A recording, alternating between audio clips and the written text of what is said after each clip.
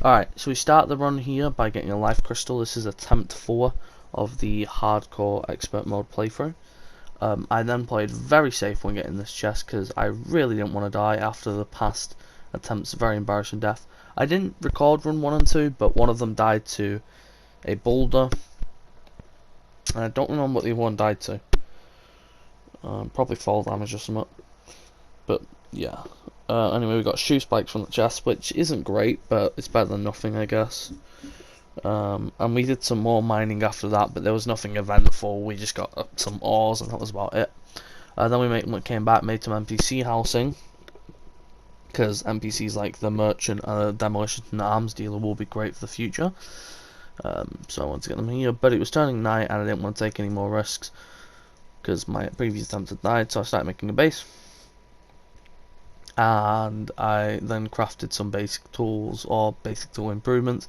So I'm still using the copper stuff for a wooden bow, so I decided to make a platinum pickaxe and a tungsten bow, which is pretty good. Allium gears, pretty good. Unfortunately, didn't make any armor here, which yeah, should have probably done it, but whatever.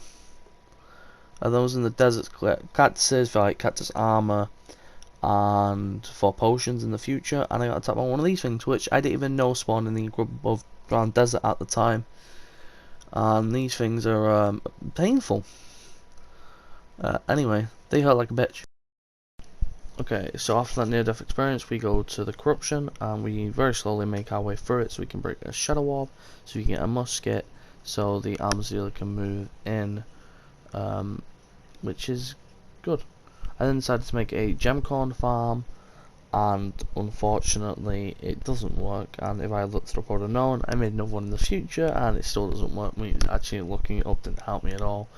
Then here I made some housing in the desert so I could get the arms dealer and nurse to move in, and I'll get a discount on the arms dealer, and also a desert pylon in the future.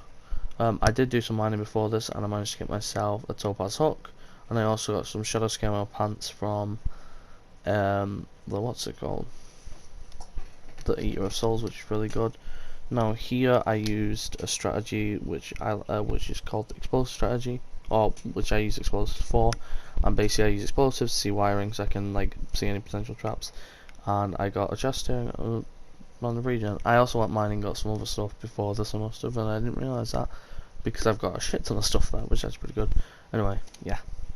Decided to go to the jungle because we want like stuff like blade of grass, and I think we also, yeah, blade of grass mainly. Right. So the rest of the jungle was pretty fine for the rest of the trip. We just grabbed the stuff that we needed for the blade of grass. We found an anklet of the wind and a staff of regrowth, so we got the stuff that we needed for the axe of regrowth as well, and also the anklet of wind is going to be useful when we want to make lightning boots. So that's good. Then we made the axe of regrowth and blade of grass, and then we went mining again because I wanted to get more. Life crystals and other stuff. The main thing we got was life crystals, and I also got a lava bucket so I could make a AFK area for them farming goblin invasions or other stuff, or blood moons. Then we had Eye of Cthulhu spawn, so I decided to make a quick arena while waiting for him to spawn.